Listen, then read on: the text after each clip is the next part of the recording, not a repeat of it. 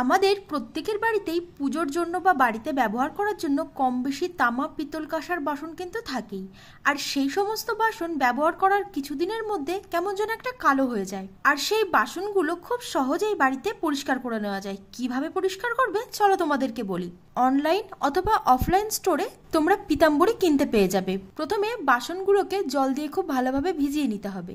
তারপর প্রত্যেকটা বাসনের গায়ে অল্প অল্প করে পিতাম্বরী নিয়ে খুব ভালোভাবে মাখিয়ে 5 থেকে 7 মিনিটের জন্য রেস্টে রাখতে হবে। 5-7 মিনিট পর একটা স্কচ ব্রাইট দিয়ে অথবা হাতের সাহায্যে খুব ভালোভাবে বাসনগুলোকে ডলে জলের মধ্যে সঙ্গে সঙ্গে ভিজিয়ে দিয়ে সেগুলোকে ধুয়ে তুলে নিতে হবে। এবার পিতাম্বরী মাখানো যে বাসনগুলোকে খুব ভালোভাবে ঘষে ঘষে ধুয়ে তুলে নিলাম, সেই বাসনগুলোকে ভিম লিকুইড দিয়ে আর একটা স্কচ ব্রাইট দিয়ে খুব ভালোভাবে পরিষ্কার করে নিতে হবে। তাহলেই কিন্তু এই বাসন একেবারে নতুনের মতো চকচক করবে। তবে বাসনগুলো মেজে ধোয়ার পর ভালোভাবে একটা সুতির কাপড় দিয়ে বা টাওয়াল দিয়ে মুছে নিতে হবে। যদি এর মধ্যে জল থেকে যায় তাহলে কিন্তু আবার সেই কালো কালো দাগ চলে আসবে। তবে পিতাম্বরী ব্যবহার করার সময় সবসময় মাথায় রাখতে হবে, প্রথমে পিতাম্বরী পাউডার দিয়ে খুব ভালোভাবে ঘষে ঘষে বাসনটাকে মেজে সেটাকে ধুয়ে নিতে হবে। তারপর যে কোনো একটা লিকুইড ডিশওয়াশার দিয়ে বাসনগুলোকে মেজে নিতে হবে।